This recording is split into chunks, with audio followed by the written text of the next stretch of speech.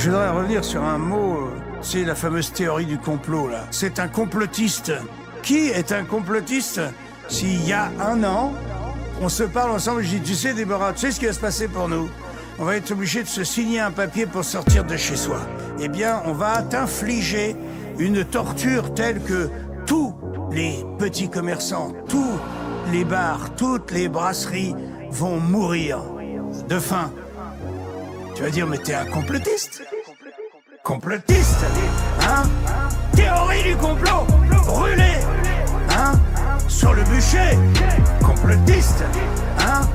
Théorie du complot, brûlé, Jean-Marie, ouais, sur le bûcher. Il ne faut pas porter de masque, c'est dangereux, dangereux. 3 semaines après, il faut porter un masque, c'est obligatoire.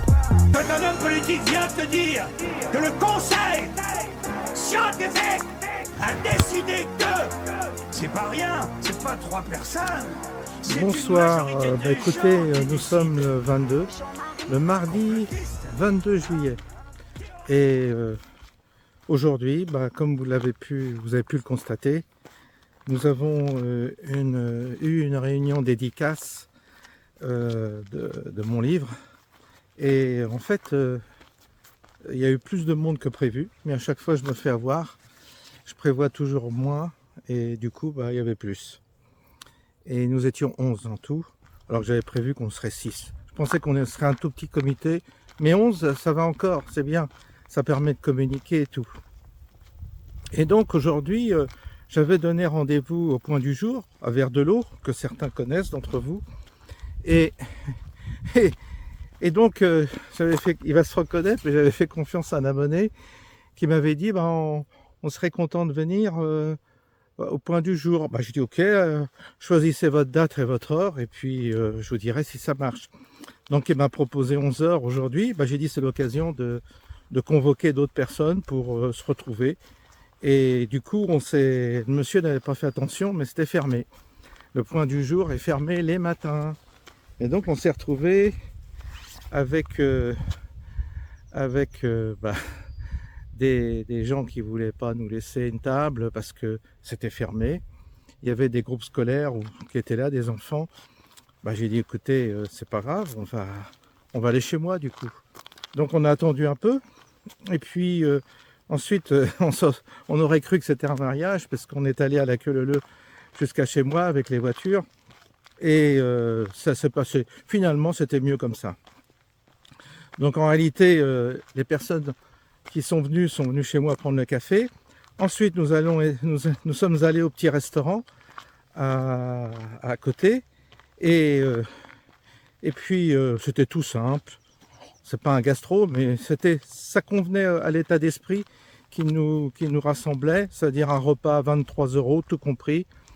Petit apéro, entrée, plat, dessert, café. Ça va à 23 €. Et donc, et puis on avait la salle pour nous parce qu'il n'y a pas beaucoup de gens qui viennent dans ce resto. Donc c'était très bien. Voilà. Ça nous a permis de faire connaissance. Ça a permis de détendre l'atmosphère. Notre petit Kirn a détendu l'atmosphère. Ce qui a fait que on a pu communiquer les uns avec les autres. Et je pense que tout le monde a été content de cette journée. Après, il y a une dame qui est arrivée un peu en retard avec son mari. Donc on les a rattrapés au vol.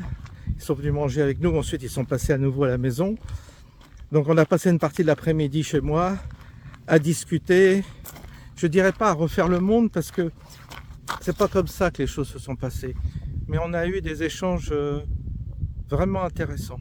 Et cette fois-ci, c'était encore imprévu. J'avais pas anticipé. Tout a été improvisé parce que j'avais pas prévu de recevoir des gens chez moi. Mais ça s'est bien passé. Tout le monde a joué le jeu. J'ai dédicacé les livres, mais c'était anecdotique parce qu'ensuite on est passé à autre chose, et puis on a évidemment, je pense qu'on a tous échangé, et je fais toujours attention à ce que chacun puisse s'exprimer.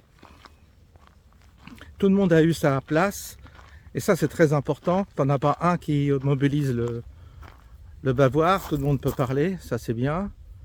Et les gens sont délicats, les gens qui étaient là étaient délicats, faisaient attention aussi.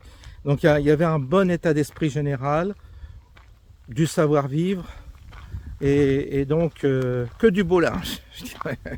Il n'y avait que du beau linge. Non, je rigole.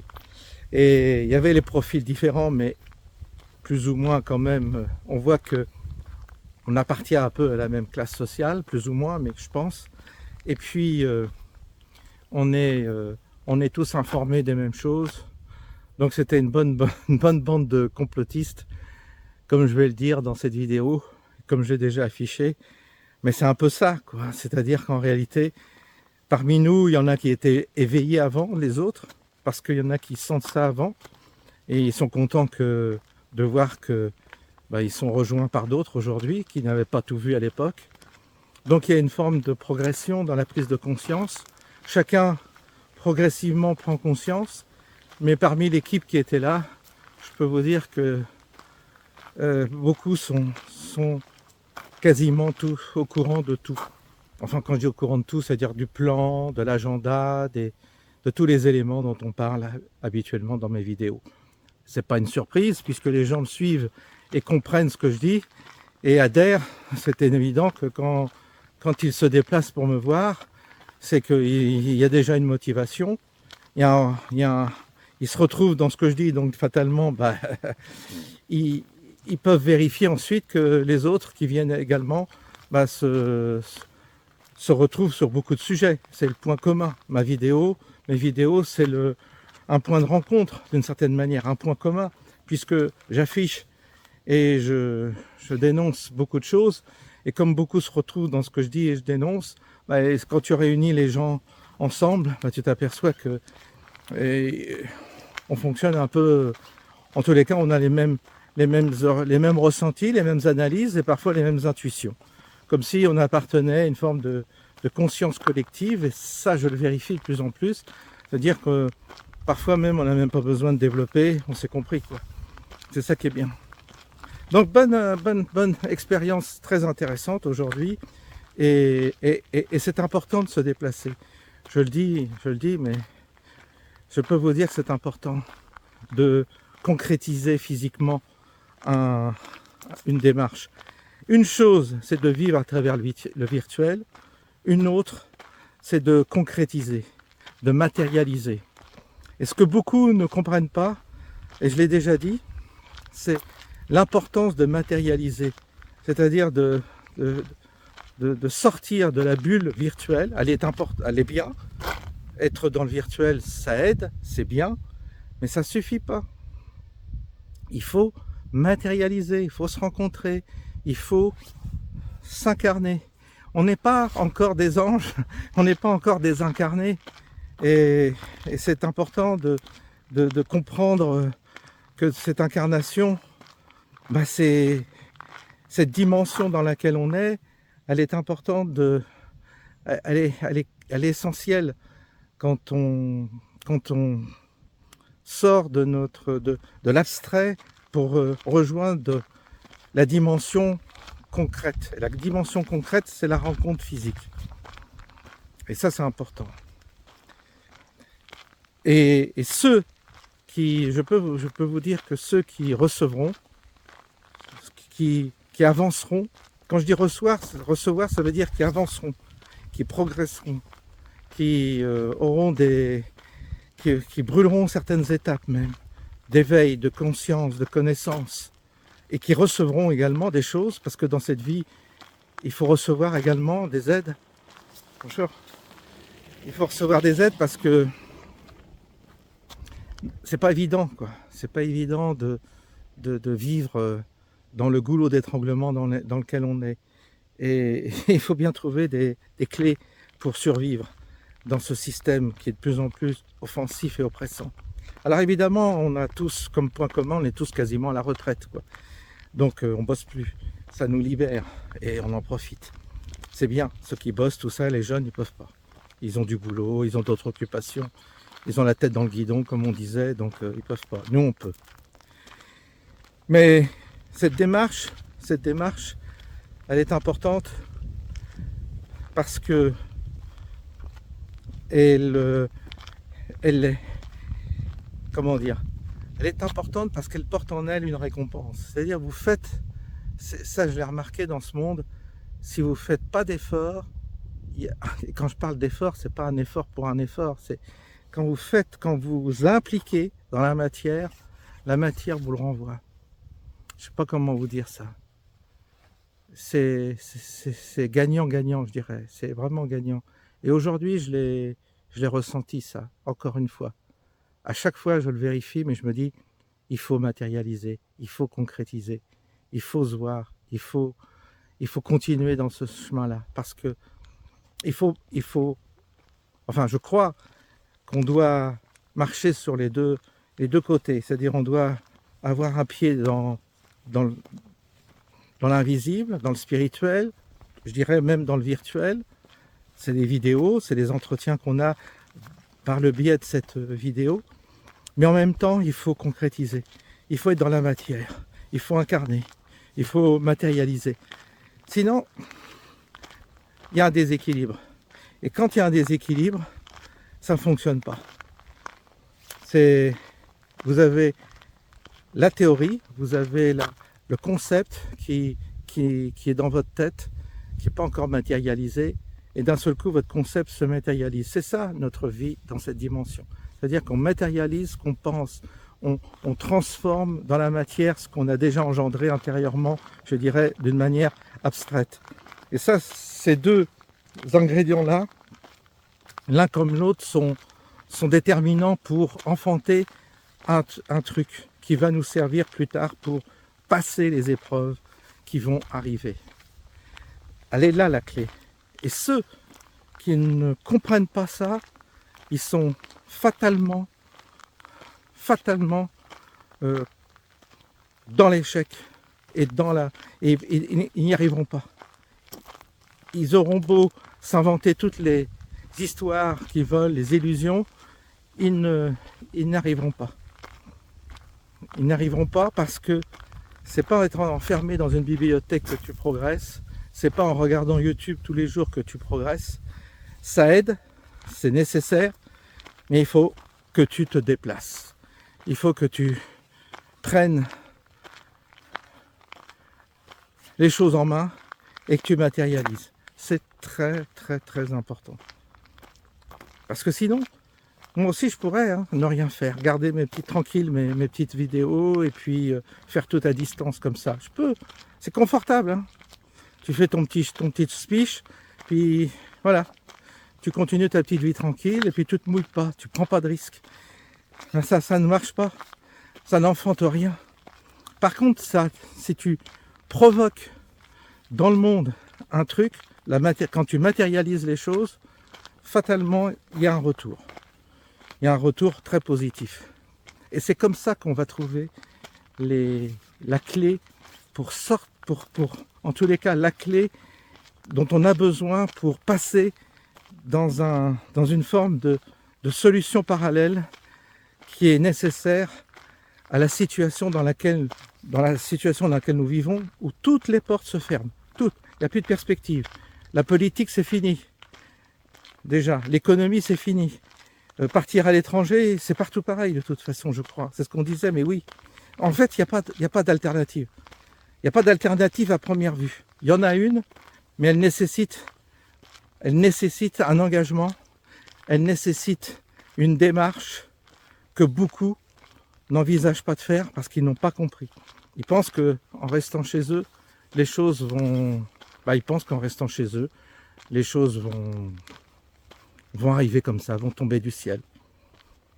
Et le gros malentendu des gens qui pensent que par la prière, tout va leur être donné, là aussi c'est une erreur. Je ne dis pas que la prière est inutile, mais si elle n'est pas associée à une démarche, elle est totalement stérile, elle ne donne rien. C'est que des histoires qu'on se raconte, c'est tout. Donc on peut s'en raconter des tonnes d'histoires, mais franchement, il y a besoin de matérialiser les choses. Vous savez, l'adversaire, lui, matérialise énormément. Eux, ils matérialisent c'est pas pour rien. Et nous, notre tort, c'est qu'on ne matérialise pas. Des fois pour des questions de petits sous.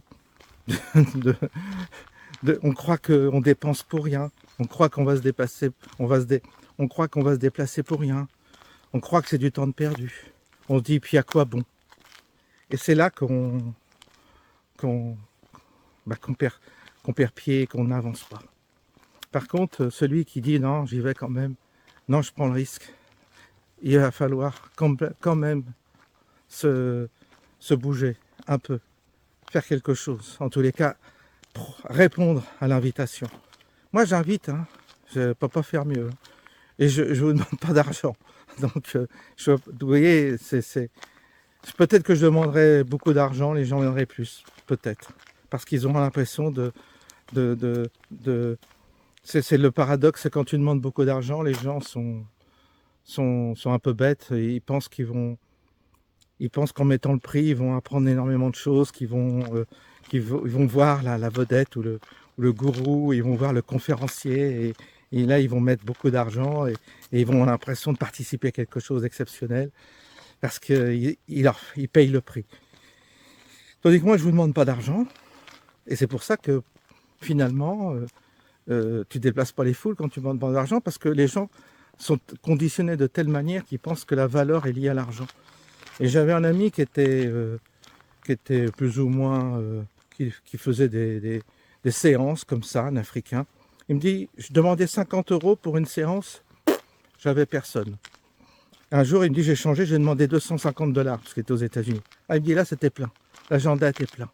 Parce que les gens associent la valeur de la relation, la valeur du contact, au prix que tu demandes. Et il faut que tu leur demandes un prix fort pour qu'ils se déplacent. Si tu leur demandes rien, ils pensent que ça vaut rien. Ils pensent que le gratuit, ça vaut rien. Ils pensent que le don, ça vaut rien. C'est terrible, mais c'est un mécanisme très connu dans le domaine des affaires, dans le domaine du commerce, dans le domaine de la psychologie, tout ça. Si tu demandes un prix fort, la personne va guérir plus rapidement que si tu ne demandes rien. Comme ça. C'est connu, c'est un processus qui est lié justement à des conditionnements qui nous ont été mis dans la tête et tu appuies sur un bouton et l'homme réagit comme ça, mécaniquement par rapport à des conventions qui ont été rentrées dans sa tête et qu'il... Donc je continue à vous dire que c'est pas grave. Hein. Moi je ne demande pas à ce que vous soyez des milliers à venir. Hein. C'était très bien comme ça. 11 aujourd'hui, c'était très très très bien. Au contraire, ça permet de beaucoup mieux. Si on était 50, ça deviendrait compliqué. Mais là, 11, c'est bien, c'est des petits comités. C'est des petits groupes comme ça, c'est bien. Comme ça permet de passer déjà un bon moment. Ça permet de bien faire connaissance. Ça permet de bien échanger. Chacun peut parler, chacun peut s'exprimer. C'est important que chacun parle, de s'exprime et de ne pas monopoliser la parole. Ça, j'y tiens aussi. Mais en même temps, on voit qu'on existe, on voit qu'on est là. La personne qui est toute seule à regarder mes vidéos, aujourd'hui, elle a vu qu'elle n'était pas toute seule, qu'il y en avait plein d'autres. Et qu'en fait, on avait plein de points communs. Pourquoi on a des points communs? Pas grâce à moi. Parce que ce que je dis beaucoup, parce que je le puise dans une conscience collective que les autres ont également, puisent également. Et moi, je ne fais que matérialiser quelque chose de commun que beaucoup de personnes ressentent. Et à travers ma chaîne, ce n'est qu'une expression de quelque chose que les autres ressentent parce qu'on est branché sur quelque chose de commun. Donc c'est pas lié à ma personne, c'est lié simplement à cette chose à laquelle nous sommes reliés, que moi j'exprime à travers mes vidéos. Donc je ne fais que matérialiser d'une certaine manière une conscience collective que tous on a en nous. Enfin tous, une certaine partie de la population a en nous. Ça explique mes abonnés, ça explique les gens qui viennent nous rejoindre, ça explique beaucoup de choses. Et il y en aura d'autres.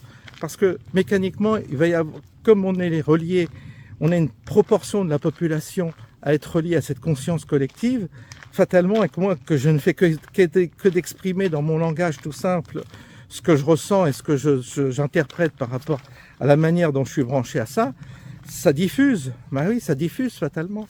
Parce qu'on voit que que progressivement, on comprend les mêmes choses, on voit les mêmes choses et on identifie tous les mêmes choses. Et on voit bien qu'on est sur cette terre, d'une certaine manière, confronté à une énigme qui doit nous amener quelque part. Et tout cela, on le dit, on le répète et on le ressent. Et le fait de se retrouver matérialise d'une certaine manière et fait et booste la conscience. Ça booste notre ouverture, ça booste quelque chose en nous. Ça a un effet positif. C'est pour ça que ce soir, je vous parle de cette réunion qu'on a aujourd'hui. Je vous dis, c'est très important, très très très important.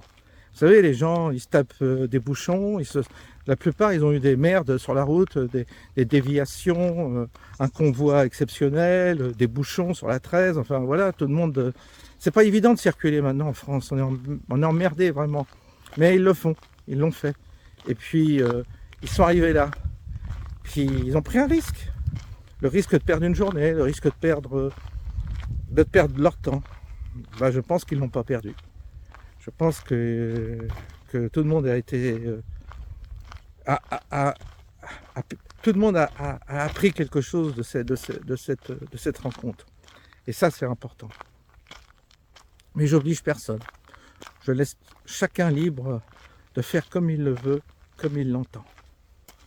Et c'est pour ça que le livre, c'est une bonne chose, parce que c'est un prétexte.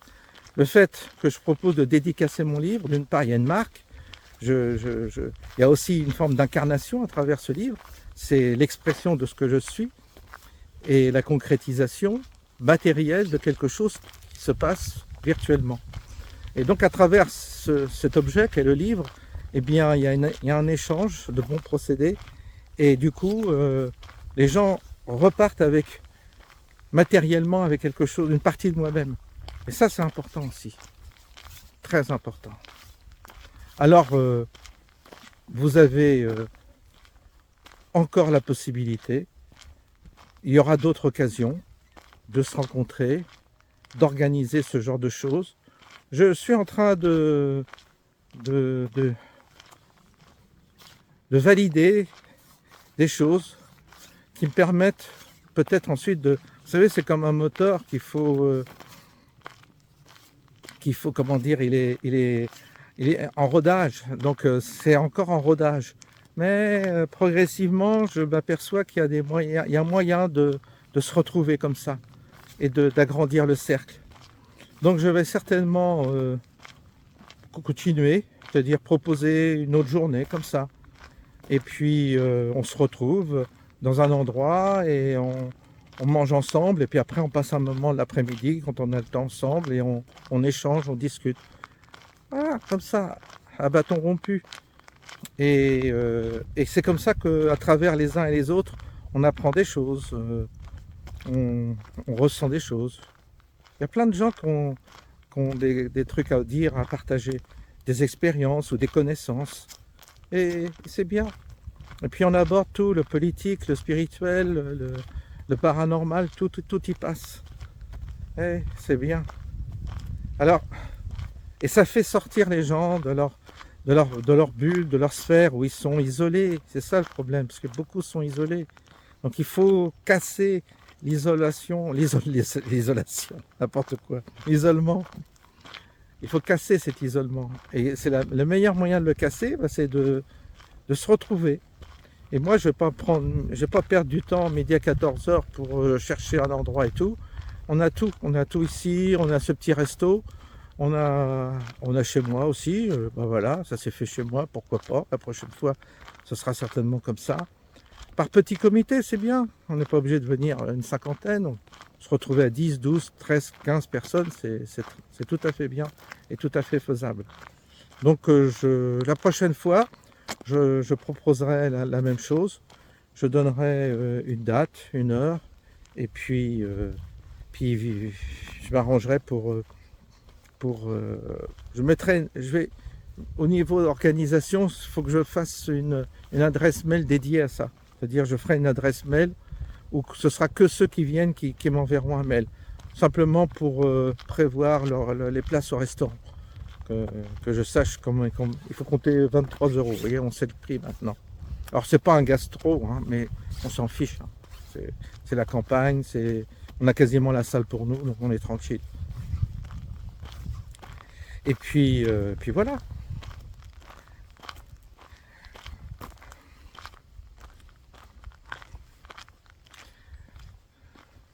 Sinon, ben, rien de spécial, j'ai pas fait évidemment. Aujourd'hui, comme j'étais occupé, ben, j'ai vendu du coup pas mal de livres. J'en ai envoyé 2, une à Antoinette, à Huguette, 2 personnes qui m'ont commandé des livres. Donc ils partiront demain, si elles m'écoutent, elles partiront demain. Les livres vont partir demain par la poste. Et puis voilà. Et puis le reste du temps, ben, on verra si je descends dans le midi. Si je descends dans le midi, on essaiera de faire la même chose, de trouver un moyen de se retrouver. C'est un peu normal qu'on fasse quelque chose dans le midi parce que c'est... Je vais voir si on peut faire quelque chose du côté de Aix. Je ne sais pas, autour du... Voir si avec Jean-Marc Sabatier, je peux faire quelque chose, je vais voir. Mais ça sera intéressant qu'on se retrouve aussi dans le midi. Il y avait une personne aujourd'hui qui était là, Corinne avec un N, de Marseille. Elle m'a invité à venir à Marseille. Alors je dis oui, c'est bien, mais moi je viens en voiture. Elle me dit, en voiture, il faut venir en transport. Je dis non, moi si je viens dans le midi, c'est en voiture, parce qu'après je dois bouger. Donc il semble que ce soit compliqué d'aller à Marseille en voiture. Bon, c'est comme dans toutes les villes maintenant, c'est compliqué. C'est ça qui est dommage. Mais je retiens la proposition, on verra. Je vais vous dire, c'est pareil, ça va se faire d'une manière... Je vous l'ai dit hier, c'est de l'improvisation. Il y a une partie d'improvisation, pas tout, mais il y a quand même une partie où les choses s'improvisent, où les choses se font un peu comme ça. Ce qui s'est passé aujourd'hui. Aujourd'hui, ça s'est produit comme ça. Il y avait un plan qui était préétabli, c'était de se retrouver au jardin du Point du Jour. Bon, il y avait l'heure, c'était entre 10h30 et 11h. Et puis, moi, je pensais qu'on allait boire un coup au Point du Jour et qu'on allait pouvoir ensuite aller au restaurant. Patatras, le Point du Jour était fermé. Et comme ils n'ont pas eu la gentillesse de nous laisser une table ou deux, ce qui m'a un peu vexé, mais bon, compte tenu qu'on est des bons clients quand même, mais bon, c'est les enfants, ils sont un peu psychorigides. Bon, écoutez, ce que j'ai dit, écoutez, c'est pas grave, on part du Point du Jour, et puis maintenant, moi j'arrête avec eux parce que voilà quoi. Si on me fait le coup comme ça, si on n'a pas le sens commercial, c'est leur problème. Après, ils verront s'ils agissent comme ça avec tout le monde, ça ne va pas le faire. Mais c'est leur problème aux enfants. Les parents sont très bien, très cool, mais les enfants, ils ont l'air un peu psychorigides, c'est leur problème. En tous les cas, moi, c'est terminé avec eux, parce que ça me gaffe, ça, de ne pas faire un effort. Bon, ils étaient fermés, mais ils étaient là, quoi. Si mes parents avaient été comme ça dans le commerce, je crois moi, ils auraient perdu de l'argent. Si on veut gagner de l'argent, il faut être un peu, voilà, il faut faire des efforts, il faut être commerçant. Mais vous savez, quand vous n'avez pas compris ça, après vous vous étonnez qu'il y a des boîtes qui ferment, oui, évidemment. Et ça, je l'ai constaté dans le commerce et tout. C'est jamais un hasard, hein. Quand les magasins ou les artisans marchent pas, c'est qu'il y a une raison. Parce que quand vous êtes au top, quand vous êtes un bon commerçant, vous vendez de la qualité et tout ça, ça fonctionne, il n'y a pas de mystère. Bref, un petit aparté pour justement vous dire que la prochaine fois, on ne se donnera pas rendez-vous au Point du Jour, ça c'est clair et net, on ira ailleurs, je donnerai un autre point de rendez-vous, et puis il y aura une adresse mail dédiée, comme ça me permettra de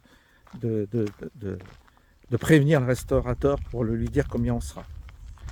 Et c'est vrai que là, aujourd'hui, c'était improvisé. Alors ça le sera toujours plus ou moins, parce que des fois, on improvise, il y a une part d'improvisation, mais aujourd'hui, on l'a vraiment vécu comme ça. Il y a eu cette part d'improvisation, c'est-à-dire je n'avais pas du tout envisagé que les gens viennent chez moi, c'est quelque chose que j'évite, mais là, finalement, je me suis dit, il n'y avait pas le choix, donc allez hop à la maison. Et puis, comme tout le monde se comporte bien, et il n'y a pas de souci, il n'y a pas de problème. Donc du coup, on verra comment ça se passe la prochaine fois. Mais c'est ça qui était important. Ou on trouvera peut-être un autre lieu, hein, je dis pas. Hein. Peut-être que quelqu'un nous proposera une demeure ou un endroit où on pourra se retrouver. Hein. Il y en a qui ont des grandes bâtisses, tout ça. Ça peut se faire aussi dans un autre endroit. Et là aussi, ça fait partie des choses qui nous sont données ou pas. Ça fait partie de l'improvisation.